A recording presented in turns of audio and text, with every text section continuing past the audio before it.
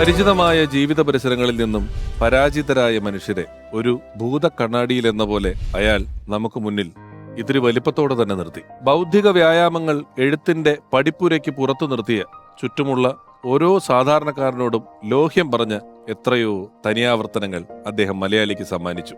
കിരീടവും ചെങ്കോലും നഷ്ടപ്പെട്ടപ്പോഴും കന്മതങ്ങൾക്കായി താഴ്വരകളിൽ ചേക്കേറിയപ്പോഴും കണ്ണീരുപ്പ് കലർന്ന മിഴികളുമായി തിരശീലയിൽ നമ്മെ വരവേറ്റപ്പോഴും അയാളുടെ നായകന്മാർക്കായി ക്ലാസും മാസും ഒരുപോലെ കൈയടിച്ചു.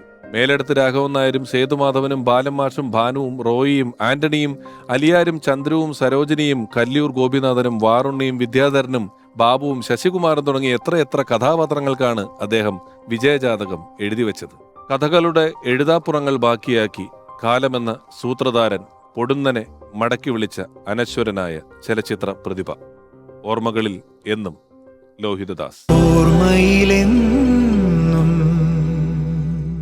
വാണിജ്യപരതയും കലാമൂല്യവും കൂട്ടിമുട്ടാത്ത രണ്ട് പാളങ്ങൾ പോലെ, അല്ലെങ്കിൽ വല്ലപ്പോഴും മാത്രം കൂട്ടിമുട്ടിയിരുന്ന അവസ്ഥയിൽ കിലോമീറ്ററുകളോളം യാത്ര ചെയ്ത മലയാള സിനിമയിൽ മധ്യവർത്തി സിനിമകൾക്ക് തുടക്കം കുറിച്ചത് ഒരുപക്ഷെ പത്മരാജൻ, ഭരതൻ തുടങ്ങിയ പ്രതിഭകളാണ്.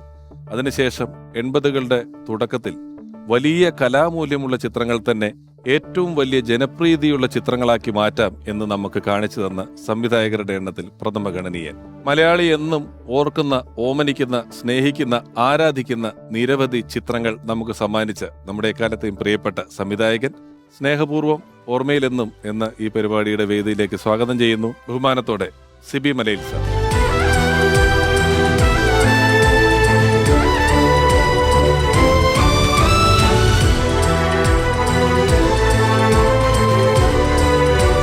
സാർ, സ്വാഗതം നമ്മുടെ ഷോയിലേക്ക്. ലോഹിതദാസ് സാറിനെ കുറിച്ച് ഇത്തരത്തിലൊരു എപ്പിസോഡ് ചെയ്യുമ്പോൾ തീർച്ചയായും ആദ്യം വരേണ്ട ഒരാൾ സിബി മലയിൽ സാർ തന്നെയാണ്. ശ്രീനേട്ടൻ എഴുതിയ, പ്രിയദർശൻ സാർ എഴുതിയ സിനിമകളൊക്കെ സംവിധാനം ചെയ്യുന്നതിനിടയിൽ ലോഹിതദാസ് എന്നൊരു പുതിയ എഴുത്തുകാരനെ മലയാള സിനിമയിലേക്ക് തനിയാവർത്തനത്തിലൂടെ കൊണ്ടുവന്നത് സിബി സാർ ആയിരിക്കും. ചിലപ്പോൾ മറ്റെവിടെയെങ്കിലുമൊക്കെ പറഞ്ഞിട്ടുണ്ടെങ്കിലും തീർച്ചയായും എങ്ങനെയായിരുന്നു ആദ്യത്തെ ഒരു കാണൽ, എങ്ങനെയായിരുന്നു ലോഹിതദാസ് സാറ് സിനിമയിലേക്ക് വന്നത്? എൻ്റെ ഒരു അറിവിൽ അദ്ദേഹം നാടക പ്രവർത്തകനായിരുന്നു എന്നാണ് ഞാൻ അറിഞ്ഞിട്ടുള്ളത്. അതെ, സിന്ധു ശാന്തമായി ഒഴുകുന്നു എന്നും മറ്റു പറയുന്നൊരു നാടകത്തിന് സംസ്ഥാന പുരസ്കാരം നേടിയിരിക്കുന്നു. അതിനുശേഷമാണ് സിനിമയിലേക്ക് വന്നത്. സാർ എങ്ങനെയാണ് ലോഹി സാറിനെ കണ്ടെത്തിയത്? ലോഹിയെക്കുറിച്ച് എൻ്റെ അടുത്ത് ആദ്യം പറയുന്നത് തിലകൻ ചേട്ടനാണ്. അതിനു മുമ്പ് ഞാൻ ചെയ്ത രാരീരം എന്ന സിനിമയിൽ തിലകൻ ചേട്ടനൊരു ചെറിയ വേഷത്തിൽ ചെയ്തിരുന്നു. അതിന് ഡബ്ബിങ് കഴിഞ്ഞിട്ട് അദ്ദേഹം ഡബ്ബിങ് തിയേറ്ററിൽ നിന്ന് പുറത്ത് വന്നിട്ട് അദ്ദേഹം ആ ഡബ്ബ് ചെയ്ത ഭാഗം വെച്ചിട്ട് എൻ്റെ വർക്കിനെ കുറിച്ചുള്ളൊരു അപ്രീസിയേഷൻ പറയുന്ന കൂട്ടത്തിൽ പറഞ്ഞു, നിങ്ങൾക്ക് പറ്റിയൊരു എഴുത്തുകാരനെ ഞാൻ പരിചയപ്പെടുത്താം, നാടകം എഴുതുന്ന ആളാണ്, നിങ്ങളുടെ നമ്പറിലേക്ക് വിളിക്കാൻ പറയാമെന്ന് പറഞ്ഞു. അത് കഴിഞ്ഞ് 2 ആഴ്ച കഴിയുമ്പോഴത്തേക്ക് ലോഹി എന്നെ വിളിക്കുകയാണ് എൻ്റെ ലാൻഡ് ഫോണിലേക്ക്. അപ്പോൾ ഞാൻ ലോഹി എടുത്ത് പറഞ്ഞു, ഞാൻ 2 ആഴ്ച കഴിയുമ്പോൾ ഞാൻ പാലക്കാട് ഒരു സിനിമയുടെ ഡിസ്കഷന് വേണ്ടി വരുന്നുണ്ട്, അപ്പോൾ അവിടെ വന്ന് കണ്ടോളാൻ പറഞ്ഞു. അങ്ങനെ പാലക്കാട് വന്നാണ് ലോഹി എന്നെ കാണുന്നത്. പാലക്കാട് ഇന്ദ്രപ്രസ്ഥ ഹോട്ടലിൽ ഞാനും ശ്രീനിയുമായിട്ട് വേറൊരു ഡിസ്കഷൻ ഇരിക്കുകയായിരുന്നു. അപ്പം ഞാൻ ആ റൂമിലേക്ക് അദ്ദേഹം ആ ഹോട്ടലിലേക്ക് എന്നെ കാണാൻ വരുന്നു. അദ്ദേഹം അന്ന് വന്ന ആദ്യ കാഴ്ചയിൽ തന്നെ എന്നോട് 3 കഥകളാണ് പറയുന്നത്. 3 കഥ പറഞ്ഞു? 3 കഥകൾ ഒന്ന് പറഞ്ഞു, അത് കഴിഞ്ഞ് ഒന്നുകൂടെ ഉണ്ടെന്ന് പറഞ്ഞു. അങ്ങനെ 3 കഥകൾ ഒരുപാട്. ആദ്യം പറയുന്ന ആധാരം എന്ന പേരിൽ പിന്നീട് വന്ന സിനിമയുടെ, പിന്നീട് മഹായാനം, അങ്ങനെ 3 കഥകൾ ഒരുമിച്ച് പറഞ്ഞു. ഇപ്പം 3 നമ്മളെ ഏതാണ് നമുക്ക് തിരഞ്ഞെടുക്കേണ്ടതെന്ന് അറിയാത്ത വിധത്തിൽ 3 ഒരേപോലെ ഇഷ്ടപ്പെടുന്ന കഥകളായിരുന്നു. 3 സിനിമയായി കാലത്തിൽ. അതെ അതെ. അപ്പോൾ പിന്നീട് അദ്ദേഹം, ഞാൻ അന്ന് ശ്രീനിയുമായിട്ടുള്ള ആ സിനിമയുടെ പ്രോജക്റ്റ് മുന്നോട്ട് പോകുന്ന സമയത്ത് ഞാൻ പറഞ്ഞു, നമുക്ക് ഇത് കഴിഞ്ഞൊരു പ്രോജക്റ്റിലേക്ക് ചെയ്യാമെന്ന് തോന്നി. പക്ഷേ ശ്രീനിയുമായിട്ടുള്ള പ്രോജക്റ്റ് പിന്നെ സംഭവിച്ചില്ല. അതിൻ്റെ പ്രൊഡ്യൂസറുടെ ഭാഗത്തു നിന്നൊക്കെ ഉള്ള ചെറിയ പിന്മാറ്റങ്ങളൊക്കെ ഉണ്ടായി. ഞാൻ പിന്നീട് ശ്രീ മമ്മൂട്ടി എൻ്റെ അടുത്തേക്ക് 2 എഴുത്തുകാരെ പറഞ്ഞു വിട്ടു. അവർ പറഞ്ഞ കഥയിൽ ഒരു കഥാപാത്രം മമ്മൂട്ടിക്ക് താല്പര്യമുണ്ട്. ഒരു ഭ്രാന്തിൻ്റെ അവസ്ഥയിലൊക്കെ കൂടെ പോകുന്നൊരു കഥാപാത്രമായിരുന്നു. ആ കഥാപാത്രം ഇഷ്ടപ്പെട്ടുകൊണ്ട് മമ്മൂട്ടി എൻ്റെ അടുത്ത് പറഞ്ഞു, ഈ കഥയൊന്ന് കേട്ടു നോക്ക്, താല്പര്യമുണ്ടെങ്കിൽ നമുക്ക് സിനിമയാക്കാമെന്ന് പറഞ്ഞു. അങ്ങനെ അവർ വന്നു, അവരുടെ കഥ കേട്ടു. പക്ഷെ ആ കഥ എനിക്ക് അങ്ങോട്ട് കൺവിൻസ് ആയിട്ട് എന്നെ കൺവിൻസ് ചെയ്യാൻ പറ്റില്ല കഥ കൊണ്ട്. അപ്പോൾ പക്ഷേ മമ്മൂട്ടി അതിനകത്ത് വല്ലാതെ ഇൻവോൾവ്. എനിക്ക് അങ്ങനെ ഒരു ക്യാരക്ടർ ചെയ്യണമെന്നുള്ളൊരു ആഗ്രഹം മമ്മൂട്ടി ഇങ്ങനെ പറഞ്ഞുകൊണ്ടിരുന്നു. അപ്പോൾ ഞാൻ ഈ കഥയൊന്ന് ശരിയാക്കാൻ പറ്റുമോ എന്ന് ആലോചിച്ചുകൊണ്ടിരിക്കുമ്പോഴാണ് പെട്ടെന്ന് എന്നെ അന്ന് വന്ന് കണ്ട ഇയാളുടെ ഓർമ്മ വരുന്നത്. അങ്ങനെ ഞാൻ അയാളെ അന്വേഷിച്ചിട്ട് ഇയാളുടെ വീടറിയില്ല, ചാലക്കുടി ഭാഗത്തുള്ളൊരു നാടകക്കാരെന്ന് മാത്രമേ അറിയാവുള്ളൂ. അപ്പം ഞാൻ എൻ്റെ പ്രൊഡ്യൂസറുമായിട്ട് ഒരു വൈകുന്നേരം, അടുത്ത ദിവസം വിഷുവാണ്, അപ്പം പ്രൊഡ്യൂസർക്ക് അന്ന് രാത്രി ശബരിമലയ്ക്ക് പോകണം. അതിനു മുമ്പ് ഇയാളെ കണ്ട് പിടിച്ചാൽ ഈ പ്രോജക്റ്റ് മുന്നോട്ട് പോകും. അങ്ങനെ ഒരു കാറിൽ ഞങ്ങൾ ചാലക്കുടി ഭാഗത്തേക്ക് പോയി. ചാലക്കുടി അടുക്കാറായപ്പോഴത്തേക്ക് ഒരു മുറുക്കാങ്കടയിൽ നിർത്തി ചോദിച്ചു, ഈ നാടകമൊക്കെ എഴുതുന്ന ലോഹിതദാസിൻ്റെ വീട് എവിടെയാണ്? അപ്പോൾ അവർ പറഞ്ഞു, കുറച്ചുകൂടെ അങ്ങോട്ട് പോയി ഒരു പേഴ്സൺ ഡിസ്റ്റിലറി കാണും, അതിൻ്റെ ഓപ്പോസിറ്റ് ഒരു വഴിയുണ്ട്, മുരിങ്ങൂർ എന്ന സ്ഥലത്തിൻ്റെ പേര്. അങ്ങോട്ട് കയറുമ്പോൾ വലതുവശത്ത് ഒരു കലുങ്ക് കാണും, ആ കലുങ്കിൽ അയാളുടെ വീട് അതിന് മുമ്പിലാണെന്ന് പറഞ്ഞു. ഞാൻ അവിടെ ചെല്ലുമ്പോൾ ഈ കലുങ്കിൽ രണ്ടുപേർ ഇരിപ്പുണ്ട്. അപ്പോൾ ഇരുട്ട് വീണ് തുടങ്ങി. അപ്പോൾ അവിടെ ഇരിക്കുന്ന ഒരാൾ ഞങ്ങളെ വണ്ടി കൊണ്ട് നിർത്തി പറഞ്ഞ് ഇറങ്ങി വാടാന്ന് പറഞ്ഞു. ഒരു വെള്ള അംബാസഡറാണ്. അപ്പം ഞാൻ എൻ്റെ പ്രൊഡ്യൂസർ ഇയാളെന്ന് അങ്ങനെ വിളിക്കുന്നതെന്ന് വെച്ചു. ഞങ്ങൾ തമ്മിൽ മുഖമ്പത്തോട് കാണാനുള്ളൊരു അടുത്തെത്തിയിട്ടില്ല. അപ്പം ഞാൻ ഇറങ്ങി കഴിഞ്ഞപ്പോൾ പെട്ടെന്ന്, അയ്യോ സാറായിരുന്നു, ഞാൻ എൻ്റെ ഒരു കൂട്ടുകാരൻ ഒരു വെള്ള അംബാസഡറുണ്ട്, അയാൾ വരുമെന്ന് വിചാരിച്ചിട്ട് അയാളെ വെയിറ്റ് ചെയ്തിട്ടുണ്ട്. അപ്പോൾ അദ്ദേഹത്തെ കാണുകയും ഞാൻ അദ്ദേഹത്തിനോട് പറഞ്ഞു, ഇതാണ് ആവശ്യം, ഇപ്പം തന്നെ എൻ്റെ കൂടെ ഒന്ന് എറണാകുളത്തേക്ക് വരണമെന്ന് പറഞ്ഞു. അങ്ങനെ ഞങ്ങൾ ഒരുമിച്ചു. അദ്ദേഹം പെട്ടിയും 5-6 ദിവസത്തേക്കുള്ള തുണിയൊക്കെ എടുത്തിട്ട് വന്നതാണ്. അങ്ങനെ എറണാകുളത്തേക്ക് വന്ന് ഹോട്ടലിൽ ഇരുന്നിട്ട് ഞാൻ പറഞ്ഞു, ഇങ്ങനെ ഒരു കഥയാണ് എൻ്റെ കയ്യിലുണ്ട്, പക്ഷേ അത് എനിക്കിപ്പോൾ തൃപ്തികരമായ ഒരു രീതിയിലല്ല ഉള്ളത്, അതൊന്ന് മാറ്റി ശരിയാക്കി തരാൻ പറ്റുമെന്ന് ചോദിച്ചു.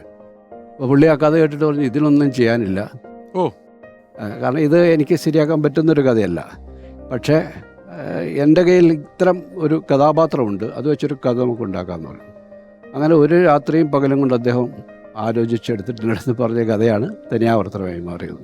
ബാലമാഷ് എന്ന കഥാപാത്രം ആ വെള്ള അംബാസഡറിൽ കലിങ്കിൽ നിന്ന് ഇറങ്ങി കയറി ഉടുപ്പെടുത്ത് കുപ്പായമെടുത്ത് വന്നത് പിന്നീട് മലയാള സിനിമയിലെ ഒരുപാട് നല്ല ചിത്രങ്ങൾ, ഒരുപാട് കഥാസന്ദർഭങ്ങൾ, കഥാപാത്രങ്ങൾ, കഥാപശ്ചാത്തലങ്ങളെല്ലാം നമുക്ക് സമ്മാനിച്ച ഒരു വലിയ എഴുത്തുകാരനാണ്, സംവിധായകനാണ്. ആ സംവിധായകൻ മലയാള സിനിമയിലേക്ക് കടന്നു വന്ന ഓർമ്മകളാണ് നമ്മളിപ്പോൾ കേട്ടത്. നമുക്ക് കൂടുതൽ കേൾക്കാം. ഓർമ്മയിൽ നിന്നും ലോഹിതദാസ്, സിബി മലയിൽ സർ.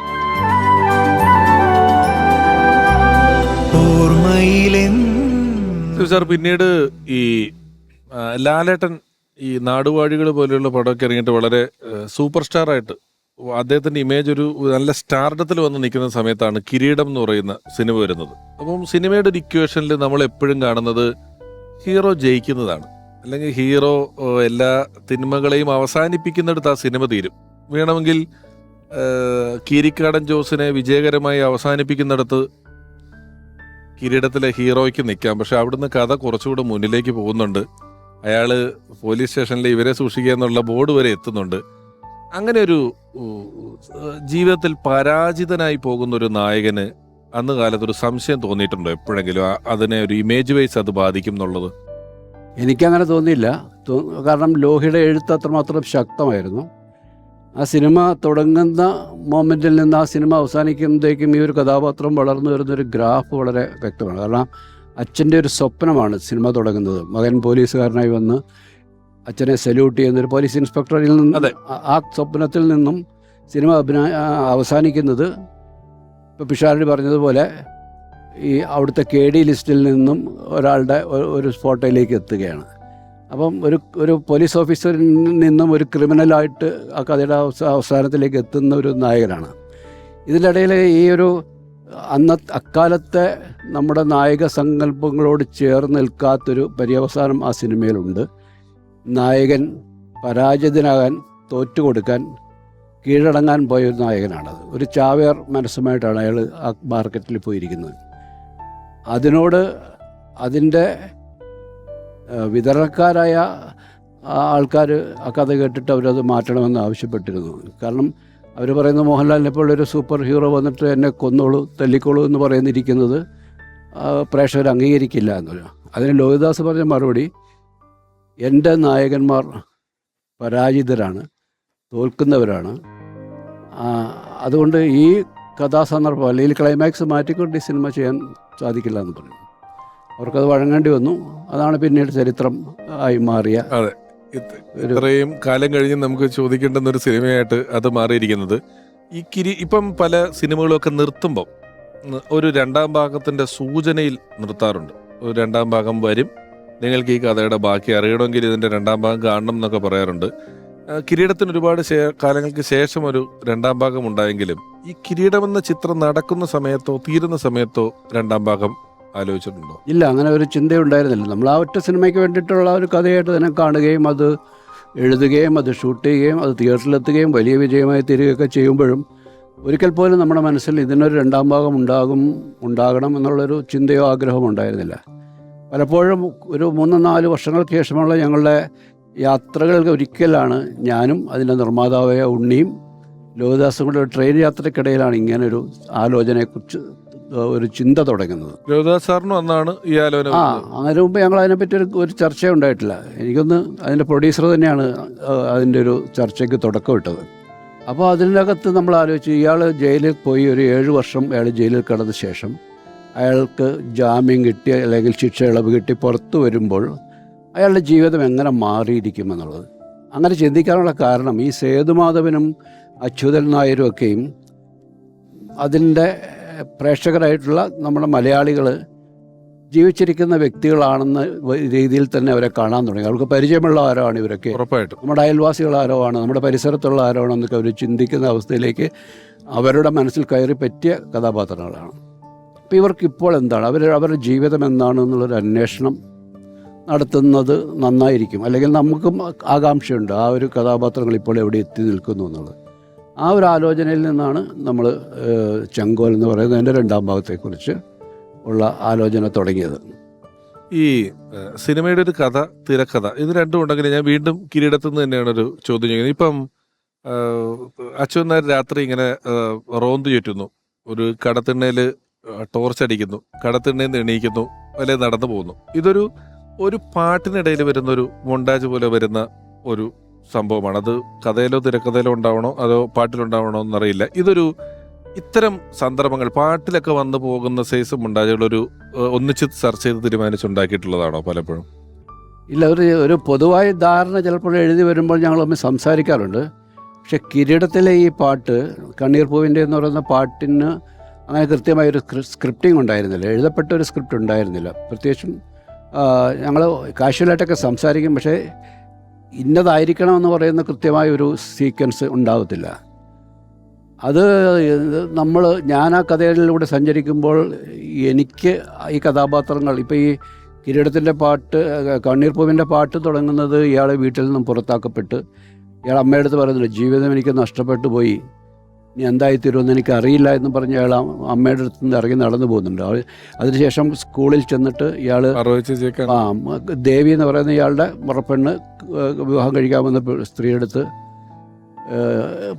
അവരോട് യാത്ര പറഞ്ഞ് ഇറങ്ങുന്നിടത്തുനിന്നാണ് ആ പാട്ട് തുടങ്ങുന്നത്. അത്രയും വരെ എഴുതപ്പെട്ടിട്ടുള്ളൂ. പിന്നീട് നമ്മൾ ഈ ഒരു കാലഘട്ടത്തിൽ ഇയാൾ വീട്ടിൽ നിന്ന് പുറത്താക്കപ്പെട്ട ആ കാലഘട്ടത്തിൽ ഇയാളുടെ ജീവിതം എന്തായിരുന്നുള്ള ഒരു ചിന്തയിൽ നിന്നാണ് ഞാൻ ആ വിഷ്വൽസിലേക്ക് കൊണ്ടുവരുന്നത്. അതോടൊപ്പം തന്നെ ഇയാളുമായിട്ട് ബന്ധപ്പെട്ട ആൾക്കാരുടെയൊക്കെ ജീവിതം എന്താകുന്നു എന്നുള്ളതാണ്. ദേവി കല്യാണം കഴിച്ചു പോകുന്ന ആ സമയത്ത് അച്ഛനും അമ്മയും ഇങ്ങനെ വീട്ടിൽ മകൻ തിരിച്ചു വരാത്തൊരു മകനെ ആലോചിച്ചുള്ള അവർ നീറുന്ന അവരുടെ അവസ്ഥകൾ, അവരുടെ കഴിഞ്ഞകാല ജീവിതത്തിലെ സന്തോഷമായ അനുഭവങ്ങൾ ഇതിലൂടെ കടന്നു പോയിട്ടാണ്. അപ്പോൾ വളരെ സ്വാഭാവികമായ ഒരു സാഹചര്യം നമുക്ക് ഇവർ തമ്മിൽ കണ്ടുമുട്ടാവുന്നൊരു സാഹചര്യം എന്ന് പറയുന്നത്, അച്ഛനൊരു പോലീസുകാരനാണ്, അയാളിപ്പോൾ ഒരു നൈറ്റ് ബീറ്റിന് പോകാറുണ്ട്, അല്ലെങ്കിൽ പോകാൻ സാധ്യതയുണ്ട്. ഇവർ കിടക്കാനൊരു ഇടവില്ല, ഇവർ ഏതൊക്കെ കടത്തിണ്ണയിലായിരിക്കും കിടക്കുന്നത്. അങ്ങനെ ഒരു സ്ഥലത്ത് അവർ വെച്ച് കണ്ടുമുട്ടിയാൽ എങ്ങനെ ഉണ്ടാവും, അങ്ങനെ സാധ്യത ഉണ്ടല്ലോ എന്നൊക്കെ ചിന്തിക്കുമ്പോഴാണ് നേരത്തെ പറഞ്ഞ ആ രംഗത്തിലേക്കൊക്കെ എത്തുന്നത്. ആദ്യം ഇതിൻ്റെ ഈണമൊക്കെ വേറെ ഏതോ പ്ലാൻ ചെയ്തു എന്നൊരു പറഞ്ഞിട്ടുണ്ടല്ലേ? അതെ, ഇത് നമ്മൾ ഇതിനകത്ത് 2 പാട്ടുണ്ടായിരുന്നു. അപ്പോൾ ആദ്യത്തെ പാട്ട് മോഹൻലാലും പാർവതിയും ചെയ്യുന്ന കഥാപാത്രങ്ങളുടെ ഒരു പ്രണയഗാനമാണ്. അവരുടെ വിവാഹം വീട്ടുകാർ മുറപ്പെണ്ണ നിലയിൽ നടത്തി കൊടുക്കാൻ തീരുമാനിച്ചതാണ്. പക്ഷേ അതിൻ്റെ ഇടയിലും അവരുടെ ചില തമാശകളും കണ്ടുമുട്ടലുകളും കളിചിരികളൊക്കെ ഉണ്ട്. അപ്പോൾ ഒരു സീനുണ്ട്, ഇവർ അകത്തിരുന്ന് ഒരു ഞായറാഴ്ച അച്ഛനും അമ്മാവനും എല്ലാം കൂടെ കയറി ഇരുന്ന് മദ്യപിക്കുമ്പോൾ ജനലിനപ്പുറം വന്ന് നിന്നത് കാണുന്ന പാർവതിയും മോഹൻലാലും ഉള്ള കഥാപാത്രങ്ങളുണ്ട്. അവിടേക്ക് കടന്നു വരുന്ന മുത്തശ്ശി പറയുന്നുണ്ട്, ഇവൻ കട്ട് തിന്നുകയാണ് എന്ന് പറയുന്നുണ്ട്. അവിടെ നിന്ന് ഓടിപ്പോകുന്നിടത്തു നിന്നാണ് ആ പാട്ട് തുടങ്ങേണ്ടത്. അങ്ങനൊരു പാട്ടുണ്ടായിരുന്നു, ആ പാട്ട് റെക്കോർഡ് ചെയ്തതാണ്. അപ്പോൾ ആ 2 പാട്ടുകൾ, പിന്നെ ഈ രണ്ടാമത്തെ കണ്ണീർ പൂവ് എന്ന് പറയുന്നത് ഇപ്പോൾ നമ്മൾ കേൾക്കുന്ന പാട്ട് കൂടെയാണ്. ആ പാട്ട് ആദ്യം നമ്മൾ ഈ കമ്പോസ് ചെയ്ത ആ പ്രണയഗാനമാണ്. ആ പാട്ട് കമ്പോസ് ചെയ്ത് നല്ല പാട്ടാണെന്നുള്ളൊരു തോന്നൽ വരുന്നപ്പോൾ ലോഹി പറഞ്ഞു നമുക്ക് ഈ പാട്ടിൻ്റെ താളം ഒന്ന് താഴ്ത്തി പിടിച്ചാലോ എന്ന് ചോദിച്ചു. അപ്പോൾ ജോൺസൺ പറഞ്ഞു അങ്ങനെയല്ല, ഈ പ്രണയഗാനമല്ല, അതിന് ടെമ്പോയിൽ തന്നെ പോകണം, അല്ലെങ്കിൽ താഴ്ത്തി പിടിച്ചാൽ അത് ഡള്ളായി പോകുന്നു. അപ്പോൾ ലോഹി പറഞ്ഞു ഒന്ന് പാടി നോക്കുക, ഒന്ന് താഴ്ത്തി പിടിച്ചൊന്ന് പാടി നോക്കുമെന്ന് പറഞ്ഞു. അങ്ങനെ അതിൻ്റെ ടെമ്പോ ഒന്ന് കുറച്ചിട്ട് ജോൺസൺ പാടി. അപ്പോഴൊന്നും നമുക്ക് ലോഹി എന്താണ് ഉദ്ദേശിക്കുന്നത് ഞങ്ങൾക്കാർക്ക് കൈതപ്പുറം ഇരിപ്പിട്ട് ഞങ്ങൾക്കാർക്ക് മനസ്സിലാകുന്നില്ല. താഴ്ത്തി പാടിയപ്പോഴത്തേക്ക് ഇതിനേക്കാൾ നേരത്തെ കേട്ടതിനേക്കാൾ ആസ്വാദ്യതയുള്ള ഒരു രസമുള്ളൊരു ട്യൂണായിട്ട് അത് മാറി. അപ്പോൾ ലോഹി പറഞ്ഞു ഇതാണ് നമ്മുടെ രണ്ടാമത്തെ പാട്ടെന്ന് പറഞ്ഞു. അങ്ങനെയാണ് കണ്ണീർ പൂവായി മാറുന്നത്. കണ്ണീർ പൂവിൻ്റെ പാട്ട് ട്യൂൺ അങ്ങനെ ഉണ്ടാകുന്നത്. പിന്നീട് ആദ്യത്തെ സിറ്റുവേഷന് വേറൊരു പാട്ടുണ്ടാക്കുകയായിരുന്നു. അങ്ങനെയാണ് ഈ സിനിമയിലെ ഈ 2 പാട്ടുകളും ഉണ്ടായത്. ഒറ്റ ദിവസത്തെ കമ്പോസിങ്ങിലാണ് ഈ 2 പാട്ടും ഉണ്ടാകുന്നത്. ഒരു പക്ഷേ പല സിനിമാ നടന്മാരോടൊപ്പം സ്ഥലപ്പേരുകൾ ഉണ്ടാകാം. ഒരു നടൻ ഒരിടത്ത് നിന്നതിൻ്റെ പേരിൽ ആ പേര് ആ സ്ഥലത്തിനുണ്ടായേക്കാം. എന്നാൽ തിരുവനന്തപുരം ജില്ലയിലെ വെള്ളായണി എന്ന് പറയുന്ന പ്രദേശത്ത് ഈ പാട്ടിൽ ലാലേട്ടൻ നടന്നു പോകുന്ന ആ സ്ഥലം ആ ഒരു പടം ഇറങ്ങിയതിന് ശേഷം കിരീടം പാലം എന്ന പേരിൽ ഒരു ജിയോഗ്രഫിക്കൽ ലാൻഡ്മാർക്കായി മാറി എന്നുള്ളത് തന്നെയാണ് ആ കഥയും കഥാപാത്രങ്ങളുമെല്ലാം നമ്മൾ ഓരോ മലയാളിയോടും എത്ര ചേർന്നിരിക്കുന്നു എന്നതിൻ്റെ തെളിവ്. നമുക്ക് ഒരാളെ കൂടി ഈ അവസരത്തിൽ ലോഹി സാറിൻ്റെ ഓർമ്മകളിലേക്ക് ക്ഷണിക്കാം. നമുക്ക് സല്ലാപവും കുടമാറ്റവും സമ്മാനിച്ച ഒരു സംവിധായകൻ, അദ്ദേഹത്തോടൊപ്പം ഒരുപാട് വർക്ക് ചെയ്തിട്ടുള്ള ഒരു സംവിധായകൻ, നമുക്ക് പ്രിയപ്പെട്ട സംവിധായകൻ, സ്നേഹപൂർവ്വം സ്വാഗതം ചെയ്യുന്നു, സുന്ദർദാസ്.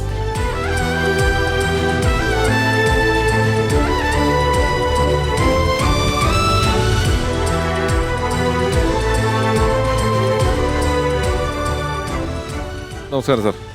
നമസ്കാരം. ആദ്യ സിനിമയിൽ ലോഹിയേട്ടൻ്റെ സ്ക്രിപ്റ്റ് കിട്ടുകയാണ്.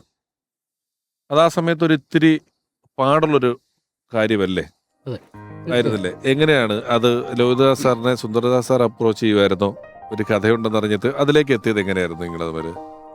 ലോഹിയുമായിട്ട് എനിക്കുള്ളൊരു 1978 മുതലുണ്ട്. 1978 മുതൽ ഞങ്ങളൊരു സൗഹൃദമുണ്ട്. 85-ലാണ് സിബി സാറിൻ്റെ തേനാവർത്തനം ചെയ്യുന്നത്. അത് കഴിഞ്ഞ് അപ്പം ഈ തേനാവർത്തനം മുമ്പ് ലോഹി ഞാനും സിനിമയിലേക്ക് അങ്ങനെ കയറി പറ്റാവുന്ന ഒരുപാട് ആലോചനകളൊക്കെ നടന്നത്. വലിയൊരു നീണ്ട കഥയാണ്.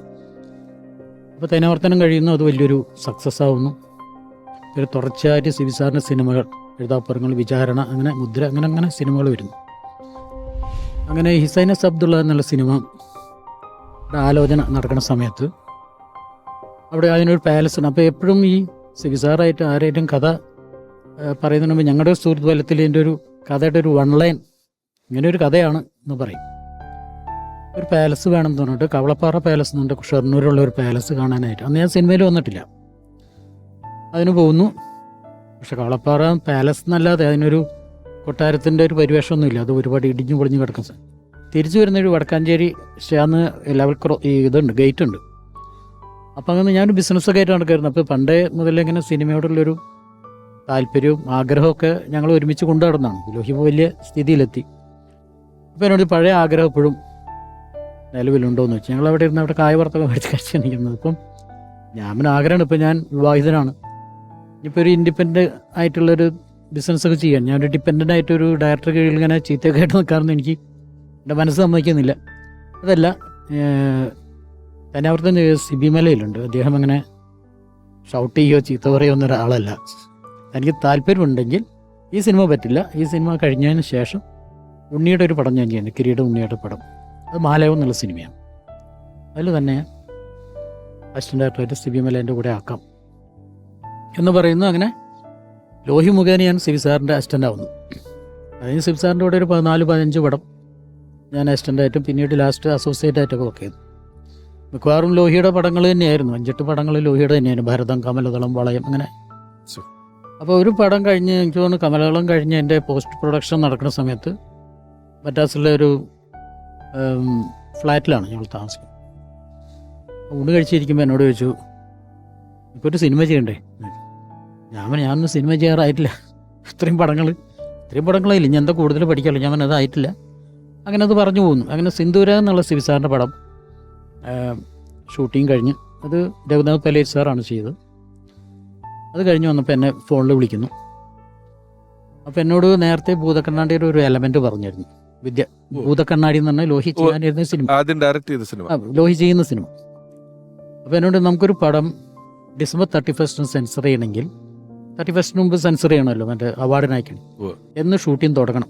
ഞാൻ പിന്നെ ഒരു സെപ്റ്റംബർ ആദ്യമൊക്കെ തുടങ്ങിയാൽ നമുക്ക് പോസ്റ്റ് പ്രൊഡക്ഷൻ കൂടി എന്നാൽ നമ്മളൊരു സിനിമ. അപ്പോൾ ഞാൻ എൻ്റെ വിചാരം ലോഹി ചെയ്യാൻ പോകുന്ന വിദ്യാധരൻ്റെ അല്ല ഈ വിദ്യാധരൻ വാച്ച് നന്നാക്കുന്ന വിദ്യാധരൻ്റെ കഥ ചെയ്യണം എന്നോട് അസോസിയേറ്റ് ചെയ്യാനാണ് ഉദ്ദേശിച്ചതെന്നാണ് ഞാൻ വിചാരിച്ചത്.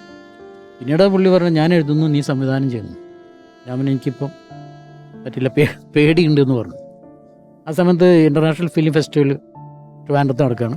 ഞാൻ ഈ ഫിലിം ഫെസ്റ്റിവൽ കാണാൻ പോകുന്നു. ലോഹിയുണ്ട്, സിബിസാർ അവിടെ കോട്ടേജിൽ താമസിക്കുന്നു, സത്യേട്ടനൊക്കെ ഉണ്ട്. അപ്പം ഞാനൊരു ദിവസം സിബിസാറിൻ്റെ കോട്ടയിലേക്ക് നേരെ കാലത്ത് ചെന്നു. അത് റെഡി ആവുന്നുള്ളൂ ഈ സിനിമകൾ കാണാൻ. ഞാൻ പറഞ്ഞു ലോഹി ഇങ്ങനെ ഒരു പ്രോജക്റ്റ് പറയുന്നുണ്ട്. സാർ പറഞ്ഞു എനിക്കറിയാം, കിരീട ഉണ്ണിയല്ലേ ചെയ്യുന്നത്.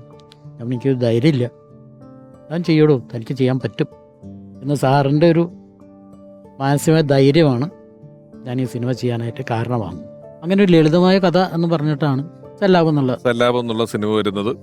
അതിലൂടെ ഒരു നായകൻ, പുതിയ നായികയൊക്കെ ഫസ്റ്റ് പടത്തിൽ തന്നെ അങ്ങനെയുണ്ടല്ലോ, ഒരു നായകനെ കൊണ്ടു അവർ അതിനു മുമ്പ് അഭിനയിച്ചിട്ടുണ്ടെങ്കിലും നായകനും നായികയൊക്കെ വരുന്നു. ജോൺസൺ മാസ്റ്റർ അതിമനോഹരമായ ഗാനങ്ങൾ. ഒരാളിപ്പം ലോഹിതദാസിനെ കുറിച്ചുള്ള ഓർമ്മകൾ നമ്മളോട് പങ്കുവയ്ക്കും. കാണാം. നമസ്കാരം. എൻ്റെ സിനിമാ ജീവിതത്തിൽ ഒരുപക്ഷെ ഏറ്റവും വലിയ സ്വാധീനം ചെലുത്തിയ ആള് ആരാണെന്ന് ചോദിച്ചാൽ വിരലിൽ എണ്ണാവുന്ന കുറച്ച് പേരിൽ ഒരാൾ തീർച്ചയായിട്ടും ലോഹി സാറാണ്.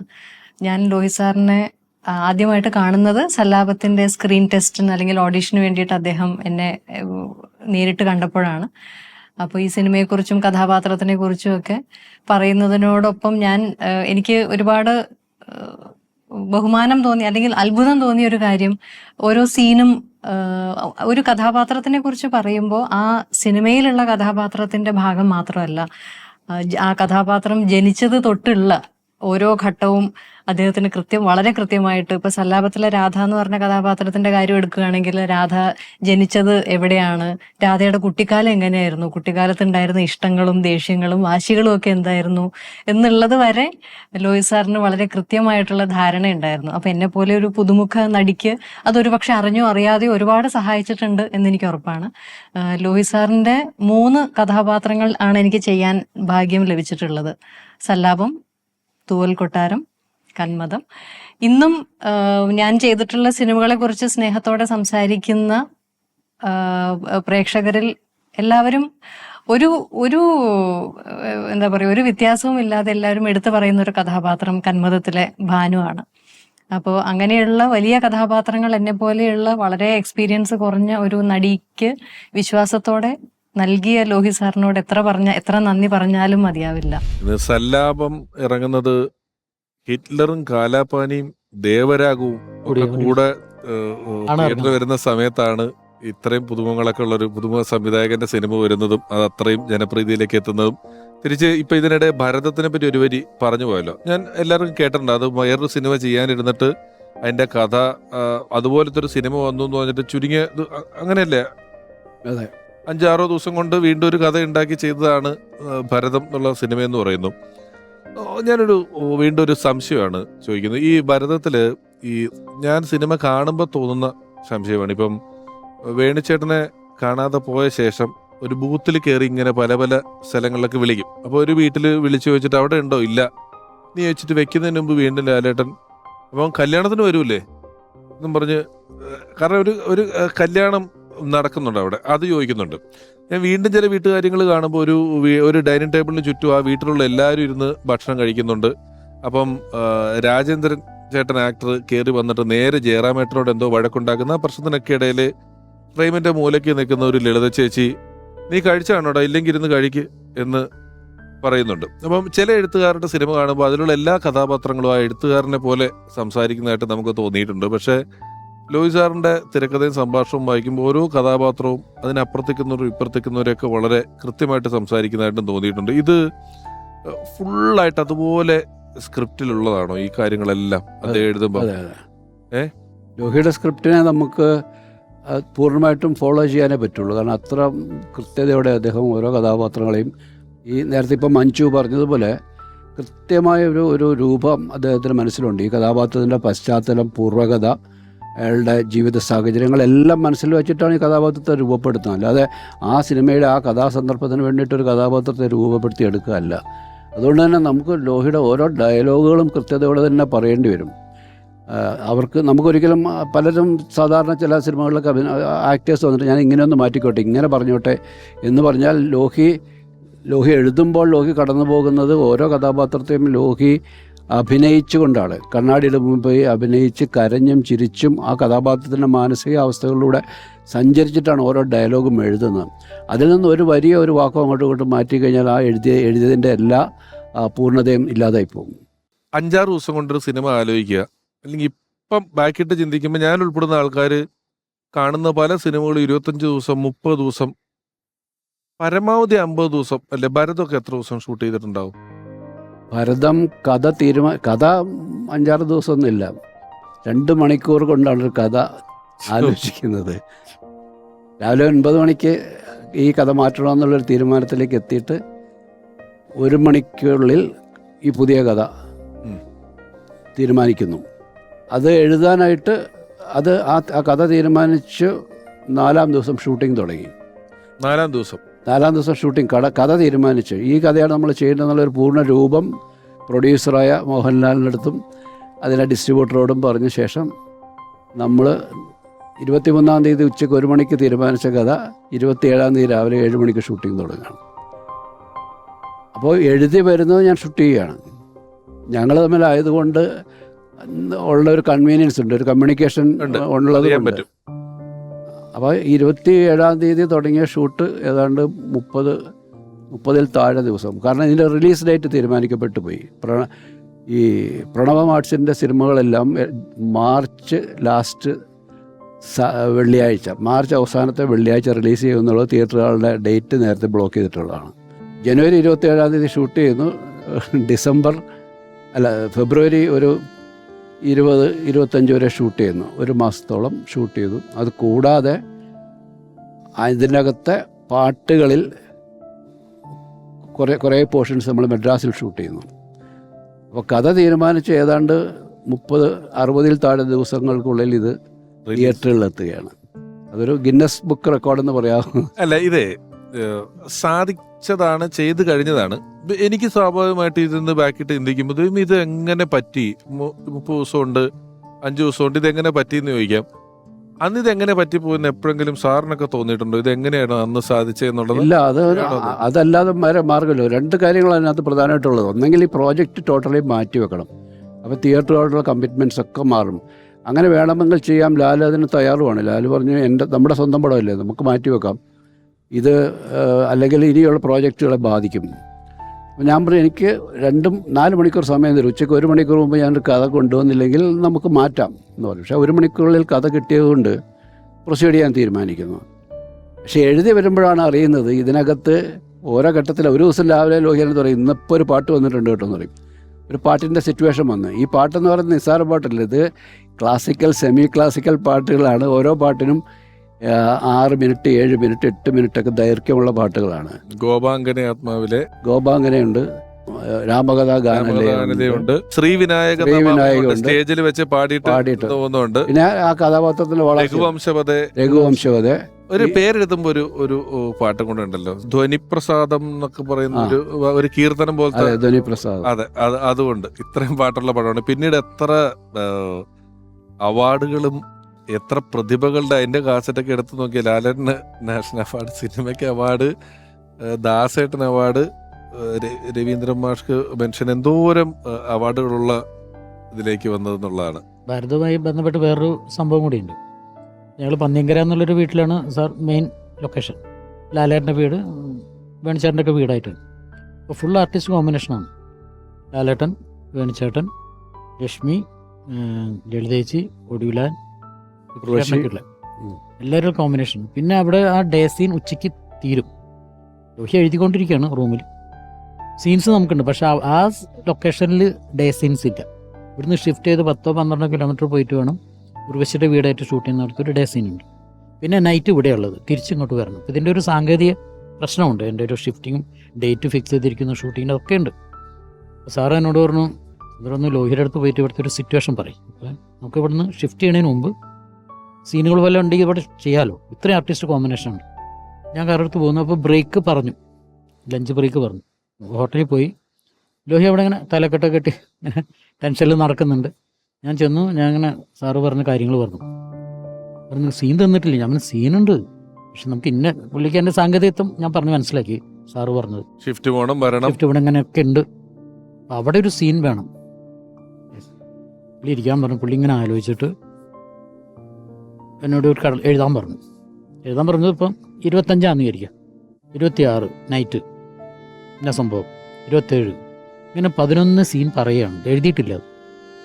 സീൻ ഓർഡർ പറയാ. പിന്നെ ഓർഡർ പറയാം. അത് ഞാൻ സാറിന് മുമ്പിൽ സീറ്റ് വലിക്കാത്ത ഞാൻ വിൽസിന്റെ പാക്കറ്റ് പൊട്ടിച്ചിട്ട് അതിലാണ് എഴുതുന്നത്. ഈ നോട്ട് ചെയ്യും. ഭരതം സിനിമയിലെ സീനിന്റെ കാര്യമാണല്ലോ അതെ. വിൽസിന്റെ പാക്കറ്റിൽ എഴുതി എന്ന് പറയുന്നത്. അപ്പോൾ അത് ഞാൻ സാറിന് മുമ്പിൽ കൊണ്ടു കൊടുക്കുന്ന അതാണ്. അപ്പോൾ അത് വായിച്ചു കഴിഞ്ഞിട്ട് 12ാമത്തെ ആയിട്ടാണ് ഈ സീൻ എഴുതുന്നത്. പുള്ളി 2 സീൻ, ഒരു സീൻ അതിൻ്റെ ബൈ സീൻ A B. ഞാനത് ചുറ്റി കൈ പിടിച്ച് നേരെ കാറിൽ വന്നിട്ട് നേരെ പന്നിയങ്കരയ്ക്ക് പോവാണ്. അപ്പോൾ സാറിങ്ങനെ ടെൻഷനായിട്ട് ഷിഫ്റ്റ് ചെയ്യണോ വേണ്ടെന്നുള്ള പന്നിയങ്കര അവിടെ അവരുടെ ഒരു ഇതുണ്ട്, ഗേറ്റിൻ്റെ അവിടെ പടിപ്പര. അപ്പോൾ ഞാൻ അങ്ങനെ കാണിച്ചു, സാധനം കയ്യിൽ കിട്ടിയിട്ടുണ്ട്. ഉടനെ അവിടെ ഇരുന്ന് കോപ്പി എടുത്ത് അതിൻ്റെ ഒരു 2 കോപ്പി എടുക്കുന്നതിന് ഞാൻ ഷോട്ട് നോക്കണ്ടേ, അല്ല പണി നടക്കണ്ടേ. അല്ല അതിനൊരു കാര്യം കൂടി ഉണ്ട്. അത് 2 പ്രതിഭകളുടെ, ഞാൻ പറഞ്ഞ സിബിസാറും ലോഹിദാസിൻ്റെ ഒരു കൂടിച്ചേരലിൻ്റെ ഒരു സാധനം കൂടിയാണ്. ഇയാൾ 12 സീന് വിട്ടിട്ട് എഴുതി തരുന്നു. ഇത് ഞാൻ പോയിട്ട് കോസ്റ്റ്യൂമറുടെ പെട്ടിയുടെ മുകളിൽ വെച്ച് ബാക്കിയുള്ളവർ ഊണ് കഴിക്കുകയാണ്. കോപ്പി എടുത്തൊരു സാറ് വന്നിട്ട് നോക്കി എന്താ. അപ്പം ഞാൻ ഈ പാക്കറ്റ് എടുത്തിട്ട് ഞാൻ ഇതാക്കിയാണ് സീനുകൾ. അത് കൺസീവ് ചെയ്യുന്നു എന്നുള്ളതാണ് എൻ്റെ ഒരു കാര്യം. ഇത്രയും സീക്വൻസസിൻ്റെ ഇമോഷണൽ ഗ്രാഫ് എനിക്കറിയില്ല. ഈ 11 സീനിൽ എന്തൊക്കെ സംഭവിക്കുന്നു, കഥ നിർമ്മാത്തം വളർന്നിരിക്കുന്നു. അതിന് മുമ്പുള്ള ഒരു ഈ ചെയ്തുള്ളൊരു അതാണ് ഞാൻ ആ ഒരു കൂട്ടായ്മ, ഒരു സിൻക്രണൈസ്, ഒരു കംഫർട്ട് സോൺ ഉണ്ട്. ഞാനിത് എഴുതി സാർ, ഞാൻ ഫസ്റ്റ് പേജ് എഴുതി, ഇനിയും 3-4 പേജ് എഴുതണം. കാരണം ഇത് പുള്ളിയുടെ ചെറിയ അക്ഷരമായതുകൊണ്ട് 5-6 പേജ് വരും ഈ സീൻ. സാർ ഫസ്റ്റ് പേജ് എടുത്തിട്ട് എൻ്റെ കൂട്ടുകാരൻ്റെ ക്യാമറ ഫസ്റ്റ് ഷോട്ട് ഇവിടെ എന്ന് പറയുന്നു. ഞാൻ ഞെട്ടിപ്പോയൊരു കാര്യം. കാരണം ഈ സീൻ കൺസീവ് ചെയ്യാതെ എങ്ങനെയാണ് ഒരു ഫസ്റ്റ് ഷോട്ട് പ്ലാൻ ചെയ്യുക എന്നുള്ളത്. അതൊക്കെ ഈ 2 എനിക്കൊന്ന് സാറിനും എത്തി പറയാം, 2 പ്രതിഭകളുടെ ഒരു ഭയങ്കര ഒരു കംഫർട്ട് സോൺ ഉണ്ട്. ആ സിനിമകളുടെ ഒക്കെ ഒരു പ്രതിഭകളുടെ ഏരിയ അങ്ങോട്ട് പിടിച്ചാല് തീരില്ല. അതിന് മാത്രം ആളുകളാണ്. ഒരുപാട് സിനിമകളിൽ പുതിയ ആൾക്കാരെ കൊണ്ടുവരുന്ന കാര്യത്തിലും ലോഹിത് സാറിന്റെ സിനിമകളിൽ ഒരുപാട് പുതിയ ആൾക്കാർ വന്നിട്ടുണ്ട്. അത് മേജർ വേഷങ്ങളിൽ ഹീറോ ആയിട്ടും ഹീറോയിനായിട്ടും സഹവേഷങ്ങളായിട്ടും ഒക്കെ ഒരുപാട് പുതിയ ആൾക്കാരെ കൊണ്ടുവരികയും പരീക്ഷിക്കുകയൊക്കെ ചെയ്തിട്ടുള്ള ഒരാളാണ് അദ്ദേഹം. ഒരാളെ ഞാനിപ്പോൾ വിളിക്കുകയാണ്. അദ്ദേഹത്തിൻ്റെ കണ്ടെത്തലാണ് വളരെ ജനകീയമായ ഒരു സിനിമയിൽ നമുക്ക് പെട്ടെന്ന് ഇയാൾ മലയാളിയാണോ, ഇയാൾ ഏത് നാട്ടുകാരനാണ് എന്നൊക്കെ തോന്നുന്ന രീതിയിൽ വന്ന ഒരു സാധാരണ തൊടുപുഴക്കാരൻ. പക്ഷെ അദ്ദേഹത്തിനെ തിരഞ്ഞെടുക്കുകയും അവതരിപ്പിക്കുകയും ചെയ്യുന്നത് വളരെ ശ്രമകരമായൊരു ജോലിയാണ്. നമുക്ക് അദ്ദേഹത്തിൻ്റെ കാസ്റ്റിംഗ് കാണുമ്പോൾ മനസ്സിലാവും. അദ്ദേഹത്തെ ഞാൻ ഈ പരിപാടിയിലേക്ക് സ്വാഗതം ചെയ്യുകയാണ്. സുഹൃത്ത്, സഹപ്രവർത്തകൻ, നമുക്കെല്ലാം ഒരുപോലെ പ്രിയപ്പെട്ട നിഷാന്ത് സാഗർ.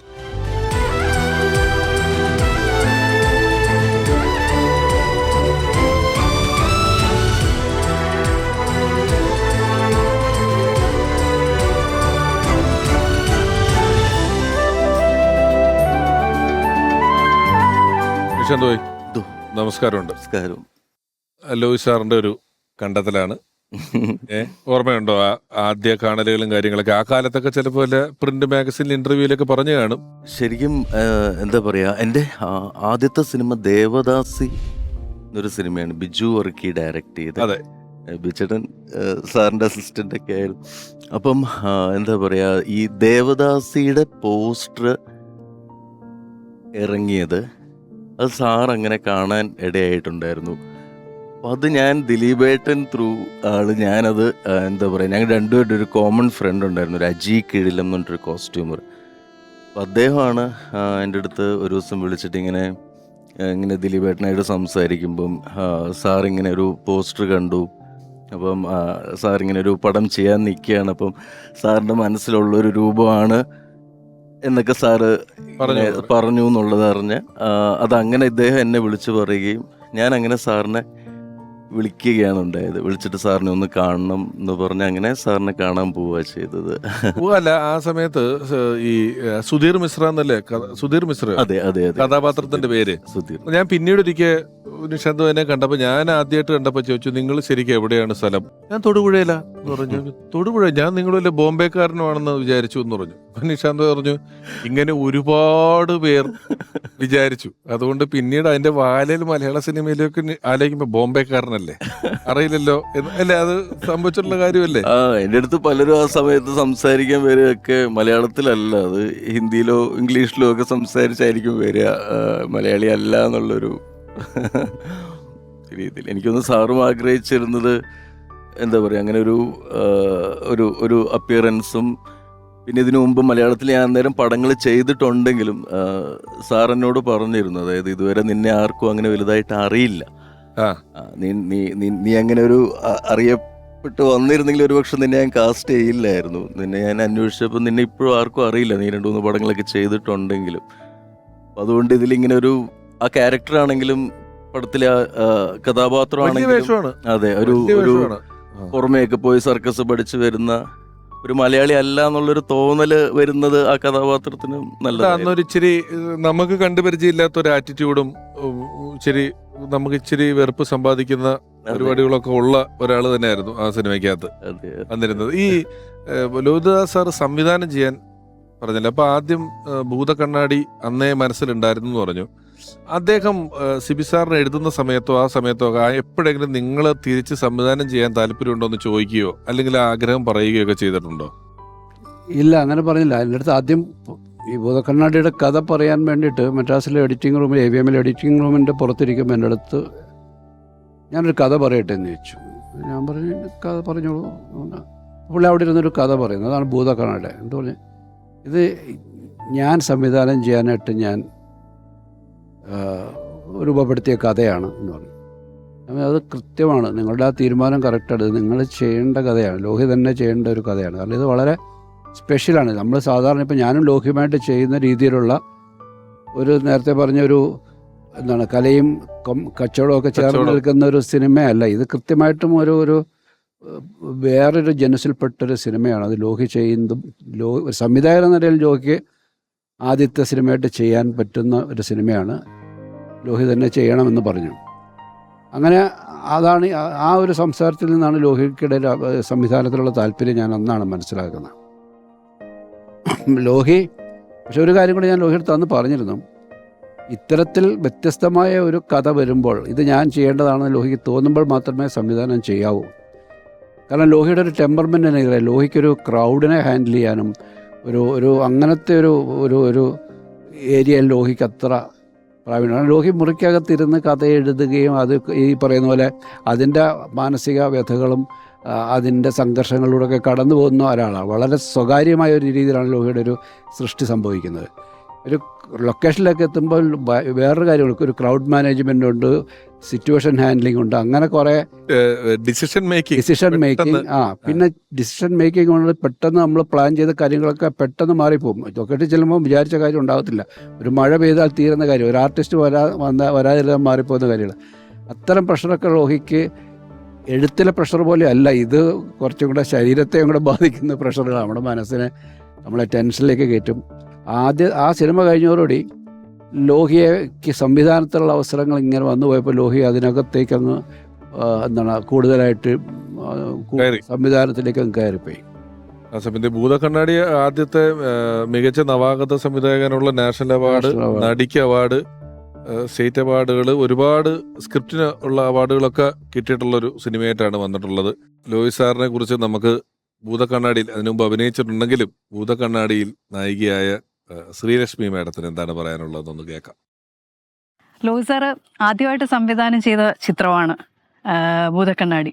അതിൽ ഇത്രയും ശക്തമായൊരു സ്ത്രീ കഥാപാത്രത്തിലൂടെ എനിക്ക് അഭിനയ രംഗത്തേക്ക് എൻ്റെ രണ്ടാമത്തെ പടമായിരുന്നു. എന്നാൽ പോലും എന്നെ ഇപ്പോഴും ആൾക്കാർ അറിയുന്നത് സരോജിനിയായിട്ടാണ്. അദ്ദേഹം ഒരു സ്കൂള് തന്നെയായിരുന്നു എന്നെ സംബന്ധിച്ച്. എനിക്കൊരു എൻ്റെ അഭിനയ ജീവിതത്തിലേക്ക് എൻ്റെ ഒരു ഗുരുനാഥനായിരുന്നു. എന്താ പറയുക, ഈച്ച് ആൻഡ് എവറിത്തിങ്, നടക്കുന്ന കാര്യമാവട്ടെ, നിൽക്കുന്ന കാര്യമാവട്ടെ, ഇരിക്കുന്ന കാര്യമാവട്ടെ, അങ്ങനെ എല്ലാം പഠിപ്പിച്ച് തന്ന ഒരു ഗുരുനാഥനായിരുന്നു. അദ്ദേഹം തന്നിട്ടുള്ള ക്ലാസ് അത് തന്നെയാണ് എൻ്റെ അഭിനയ ജീവിതത്തിൽ ഇപ്പോഴും തുടർന്നുകൊണ്ടിരിക്കുന്നത്. പിന്നെ എനിക്ക് തോന്നുന്നു അന്ന് എനിക്ക് ഒരു വലിയൊരു എന്താ പറയുക, ഒരു സന്തോഷകരമായ ഒരു അംഗീകാരം എന്ന് തന്നെ പറയാം. എനിക്ക് സംസ്ഥാന അവാർഡ് കിട്ടി. അതിനേക്കാട്ടിലും വലിയൊരു അംഗീകാരം എന്ന് പറയുന്നത് ലോഹി സാറ് തന്നെ അന്നത്തെ ഫിലിം ഫെയറിൽ എഴുതിയിരുന്നു, മലയാള സിനിമയിലെ സ്മിത പട്ടേൽ എന്ന് എന്നെ പറ്റി. അതെനിക്കൊരു ഭയങ്കര വലിയൊരു അംഗീകാരമായിരുന്നു. ഞാനിപ്പോഴും ശ്രീലക്ഷ്മിയായിട്ട് അറിയപ്പെടുന്നത് ലോഹി സാറിൻ്റെ അനുഗ്രഹം തന്നെയാണ്. ലോഹി സാറ് പിന്നീട് ഈ വീണ്ടും ചില വീട്ടുകാര്യങ്ങള്, വയലൻസ് എന്നൊക്കെ പറയുന്ന സിനിമകളിലൊക്കെ അഭിനയിച്ചല്ലോ ചെറുതായിട്ട്. സിബി സാറിന്റെ സിനിമകളിൽ നമ്മൾ ശ്രദ്ധിക്കാതെ വിട്ട ഏതെങ്കിലുമൊക്കെ വേഷങ്ങളിൽ ഏതെങ്കിലും സ്ഥലങ്ങളിലൊക്കെ എവിടെയെങ്കിലും ഒന്ന് മുഖം കാണിച്ചതായിട്ട് ഓർക്കുന്നുണ്ടോ? ബംഗാളിൽ ഒരു സീനിൽ അത് വളരെ ടഫായിട്ടുള്ളൊരു സീനാണ്, ആക്ടർക്കും ഭയങ്കര ടഫായിട്ടുള്ള സീനാണ്. ലാലാണ് ഒരു ഹോട്ടൽ മുറിയിൽ തിലകൻ ചേട്ടൻ്റെ മുറിയുടെ വാതിൽക്കൽ പോയിട്ട് ലാല് തട്ടി വിളിക്കുന്നുണ്ട്, നിങ്ങളാണോ എൻ്റെ അച്ഛൻ, നിങ്ങളെയാണോ ഞാൻ അച്ഛ എന്ന് വിളിച്ചത് എന്ന് പറഞ്ഞ് കരഞ്ഞിട്ട് ലാലിങ്ങനെ ഊന്നിറങ്ങും. കാരണം സഹോദരിയെ മറ്റേ റൂമിൽ വെച്ച് കാണാൻ സാഹചര്യം ഉണ്ടായി. അപ്പോൾ അങ്ങനെ ഊർന്നിറങ്ങുന്ന സീൻ. അപ്പോൾ ക്യാമറ ലാലിരിക്കുമ്പോൾ കൂടെ പോകണം, ലാൽ വല്ലാതെ കരഞ്ഞ് എക്സേർട്ട് ചെയ്ത് ചെയ്യേണ്ടതാണ്. അപ്പോൾ ഒറ്റ ടേക്കേ പാടുള്ളൂ എന്ന് എനിക്ക് നിർബന്ധമുണ്ട്. കാരണം ആർട്ടിസ്റ്റുകൾ അത്രയും സ്ട്രെയിൻ എടുക്കേണ്ടി വരുമ്പോൾ ഞാൻ കഴിയുന്നതും ടെക്നിക്കൽ ഒരു മിസ്റ്റേക്ക് കൊണ്ട് അത് തെറ്റാൻ പാടില്ല എന്ന് നമ്മൾ ശ്രദ്ധയോടെ ചെയ്യുന്നത്. അപ്പോൾ അത് ഈ ശബ്ദം കേട്ടിട്ട് അടുത്ത മുറിയിൽ നിന്ന് ഒരാൾ പുറത്ത് വന്ന് നോക്കണം. അപ്പോൾ വേറെ ഒരാളെ അവിടെ നിർത്തിയാൽ ചിലപ്പോൾ അയാളുടെ ഒരു ചലനം ശ്രദ്ധ അങ്ങോട്ട് മാറ്റിപ്പോകാം. ഇവിടുന്ന് ഔട്ട് ഓഫ് ഫോക്കസിലാണെങ്കിൽ പോലും ഒരു പരിചയമില്ലാത്ത ഒരാൾ ചിലപ്പോൾ എന്തെങ്കിലും അയാളുടെ ഒരു പിഴവ് കൊണ്ട് ഷോട്ട് ഓക്കെ ആയില്ലെങ്കിലോ എന്ന് പേടിച്ചിട്ട് ഞാൻ ലോഹി എടുത്ത് പറഞ്ഞു, ലോഹി നിന്നാൽ മതി എന്ന് പറഞ്ഞു. അങ്ങനെ എഴുതിയ ആളാണല്ലോ, ആ സാഹചര്യം കൃത്യമായിട്ട് അറിയാവുന്ന. അങ്ങനെ ലോഹി ഔട്ട് ഓഫ് ഫോക്കസിൽ നിൽക്കുന്നുണ്ട്. വേറൊരു സിനിമയിൽ വളയത്തിൽ ഉണ്ണിച്ചേട്ടൻ്റെ ഒടുവിൽ ഉണ്ണികൃഷ്ണൻ ചേട്ടൻ്റെ മകള് മരിച്ച വാർത്ത അറിഞ്ഞിട്ടുള്ള അവരുടെ ഒരു പെർഫോമൻസ്, അതും ഗംഭീരമായ ഒരു പെർഫോമൻസ്. ഉണ്ണിയേട്ടന് ഏറ്റവും ഒരു ഇമോഷണലി ഭയങ്കരമായിട്ടുള്ള ഒരു പെർഫോമൻസ് നടക്കുന്ന രംഗമാണത്. അവിടെ ഉണ്ണിയേട്ടനെ ആശ്വസിപ്പിക്കാൻ നിൽക്കുന്നൊരു ക്യാരക്ടറായിട്ട് ഞാൻ ഇതേപോലെ ലോഹിയെ തന്നെയാണ് ചെയ്യിപ്പിച്ചത്. അപ്പം അങ്ങനെ അപൂർവമായിട്ട്. പിന്നെ സത്യൻ്റെ ഈ വീണ്ടും ചില വീട്ടുകാര്യങ്ങളിലാണ് ലോഹി ഒരു ക്യാരക്ടറായിട്ട് തന്നെ, ലോഹിയായിട്ട് തന്നെ അങ്ങ് അഭിനയിച്ചത്. ലോഹിത സമ്മാനിച്ച ഓർമ്മകളുടെ സല്ലാപം ഇനി അടുത്ത എപ്പിസോഡിൽ.